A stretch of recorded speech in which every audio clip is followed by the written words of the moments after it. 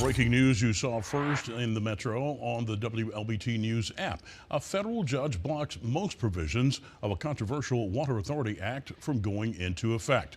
A U.S. District Judge granted part of a temporary injunction against the Jackson Metro Water Authority. The city challenged the law, saying it could interfere with the judge's ability to oversee the water and sewer systems. The judge took aim at several provisions of that law. That included one requiring the authority to appoint a president to serve as a deputy to the interim third-party manager. You can read more from the judge's ruling in this story on the WLBT News app.